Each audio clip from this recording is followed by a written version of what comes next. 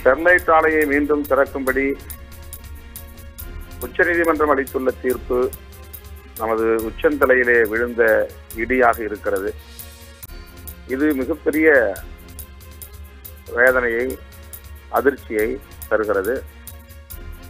நாம் எதிர்பார்த்ததுதான் என்றாலும் கூட உச்சநீதிமன்றம் அங்கே நடந்த படுகொலை, 13 பேர் பலி, பல்லாயிரக்கணக்கானோர் பாதிப்பு, சுற்றுச்சூழல் கேடு, இவை எவற்றையுமே பொருட்படுத்தவில்லை என்பது மிகுந்த வேதனையை அளிக்கிறது.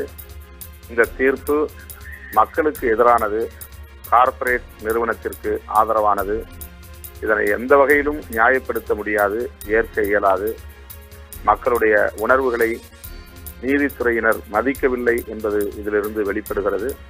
உள்ளபடியே கார்ப்பரேட் நிறுவனத்திற்கு ஆதரவான ஒரு தீர்ப்பை உச்சநீதிமன்றம் அளித்திருப்பது வேதனை அளிக்கிறது. இதனை விடுதலை சிறுத்தைகள் கட்சி எந்த வகையிலும் ஏற்காது என்பதை தெரிவித்துக் கொள்கிறேன். ஐயா, தற்பொழுது ஆலை திறக்க அனுமதிக்க கூடாது அப்படிங்கிற தமிழக அரசினுடைய கோரிக்கையை உச்சநீதிமன்றம் நிராகரித்திருக்கு. தொடர்ந்து மக்கள் பல்வேறு போராட்டங்களை இனி அடுத்து நடத்தலாம் அப்படிங்கிற ஒரு தகவல் வெளியாகி இருக்கு. விடுதலை சிறுத்தைகள் கட்சியின் சார்பாக உங்க சைட்ல இருந்து மக்களுக்கு என்ன மாதிரியான ஆதரவு அளிப்பீங்க? மக்களுடைய உணர்வுகளை மதித்து அவர்களோடு இணைந்து நிற்பதுதான் விடுதலை சிறுத்தைகளின் நிலைப்பாடு. இது மக்களுக்கு எதிரான தீர்ப்பு என்கிற நிலையிலே நாங்கள் மக்கள் பக்கம் நிற்போம், மக்களோடு இணைந்து போராடுவோம். இது நம்முடைய மாநில அரசினுடைய கையாலாகாத தனத்தையும், மாநில அரசு மறைமுகமாக ஸ்டெர்லைட் நிறுவனத்தோடு வைத்திருக்கக்கூடிய ரகசிய உறவையும் தான் இது வெளிப்படுத்துகிறது. ஏற்கனவே இந்த உத்தரவு பிறப்பித்ததே தவறு. இதை முறையாக அமைச்சரவையிலே வைத்து ஒரு கொள்கை முடிவாக எடுத்து தேவைப்பட்டால் ஒரு சட்டம் கூட இயற்றி இதை தடை செய்ய வேண்டும் என்கிற கோரிக்கையைத்தான் எல்லா எதிர்க்கட்சிகளும் வைத்தார்கள். மிகுந்த ஆய்ந்து அடங்கிய சட்ட நிபுணர்கள் கூட அத்தகைய தீர்வைத்தான் வலியுறுத்தினார்கள். ஆனால் நம்முடைய மாநில அரசு அதையெல்லாம் உள்வாங்கிக் கொள்ளாமல் ஒரு அரசாணை மூலமாகவே அந்த ஆலையை அடைத்து விடலாம் என்று அவர்கள் எடுத்த முடிவின் காரணமாகத்தான் இந்த நீதிமன்றங்களிலே இந்த அரசாணை என்பதே தவறான அரசாணை என்கிற அடிப்படையிலே நீதிபதிகள் தீர்ப்பளித்திருக்கிறார்கள். இதை மாநில அரசு தற்போது உடனடியாக ஆளுநரிடமிருந்து ஒரு அவசர சட்டத்தினை பெற்றோ அல்லது நடந்து கொண்டிருக்கின்ற சட்டமன்ற கூட்டத்தொடரிலேயே ஒரு சட்டம் முன்வடிவை கொண்டு வந்து அந்த ஆலையை திறப்பதற்கு அனுமதிக்க கூடாது என்று கேட்டுக்கொள்கிறேன். ஏனென்று சொன்னால் 13 பேர்களுடைய உயிர்களை அது காவு வாங்கியிருக்கிறது. அந்த அரசு கொள்கை எடுத்த முடிவை 2 நாட்களுக்கு முன்பு அறிவித்திருப்பார்கள் என்று சொன்னால் அந்த போராட்டமே நடந்திருக்காது.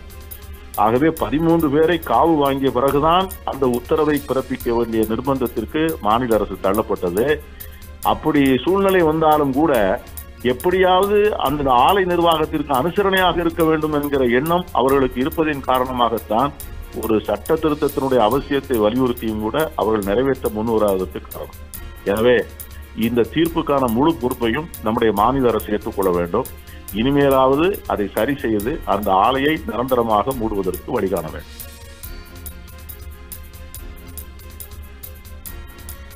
தற்போது ஸ்டெர்லைட் ஆலை திறப்பதற்கு உச்சநீதிமன்றம் அனுமதி வழங்கியிருக்காங்க. இந்த நிலையில காங்கிரஸோட சார்பில் ஏதாவது உச்சநீதிமன்றத்தில் திரும்பவும் மனுக்கள் கொடுக்கறதுக்கு வாய்ப்புகள் இருக்கு? ஏன்னா மனுக்கள் தொடர்ந்து விசாரணை அது மேல நடைபெற்று வரும் அப்படின்னு சொல்லியிருக்காங்க.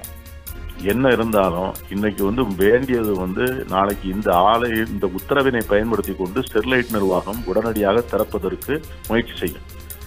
அதை தடுத்தால் அந்த அதிகாரிகள் மீது உச்சநீதிமன்றத்தினுடைய கண்டெம்ப்ட் ஆஃப் கோர்ட் நடவடிக்கைக்காக போறோம். அதை அதிகாரிகள் பயப்படுவார்கள்.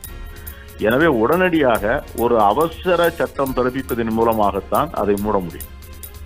ஆகவே அதை போன்ற நடவடிக்கைகளிலே மாநில அரசு தான் செயல்பட முடியுமே ஒழிய மற்ற அரசியல் கட்சிகள் தங்களுடைய ஆதரவை தெரிவிக்கலாமே ஒழிய அவர்கள் நேரடியாக இதை போன்ற நடவடிக்கைகளை மேற்கொள்ள முடியும். கடைசியில் நெட் ரிசல்ட் என்ன?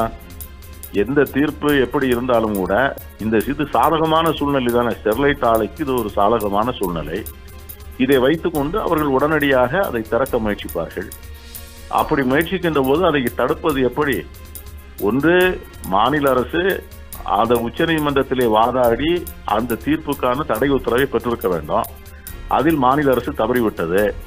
அடுத்த கட்டமாக அவர்கள் என்ன செய்ய வேண்டும் என்பதை பற்றி தானே மாநில அரசு சிந்திக்க வேண்டும்.